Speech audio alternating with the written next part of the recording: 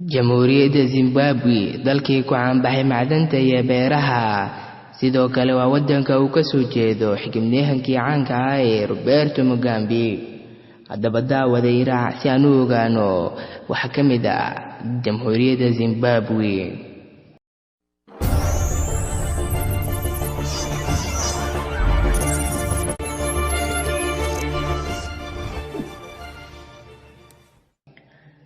Jamhuuriyadda Zimbabwe oo markii hore la oran jiray Koonfur Rhodesia waa wadan aan lahayn bad, waxayna xuduud kala leedahay dhinaca waqooyi dalka Zambia, dhinaca galbeedna Botswana, dhinaca koonfurna waxa ka xiga Koonfur Afrika, halka dhinaca bari ay ka xigto dalka Mozambique. Dalkan waxa ay xornimada ka qaadatay boqortooyadii Ingiriiska sanadka markuu ahaa 1965 11 November.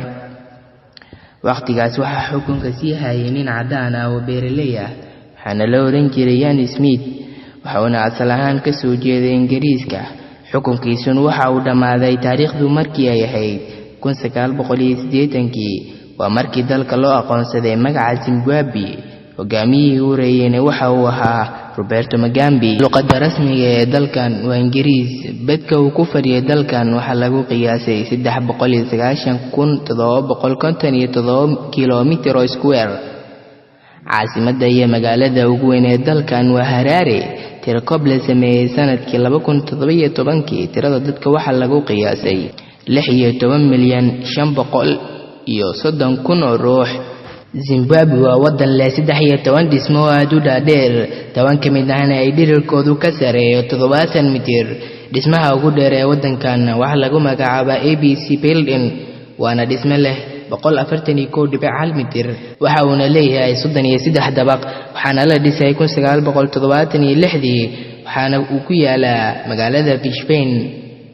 sidoo kale meelaha caanka ee wadankan ku yaala waxa ka mid ah State Center, xarun dukaameysi lehna xafiisyo. waxa ay ku taalaa bartamaha magaalada madaxda ee Harare. waxaa dhisay injineer magaciisu yahay Mike Pierce, waxaana la furay 1996, waxaana furay Roberto Mugabe. waxa ay leedahay baakin lagu baakimi karo 450 gaari. waxaa kaloo ka mid ah meelaha ugu caansan isla wadankan Museum of Zimbabwe. waxa uu ku yaalaa isla magaalada madaxda ee Harare, waxaana dhisan yahay 700 oo sano. lacagta dalkan laga isticmaalo waxa loo yaqaanaa Zimbabwe dollar.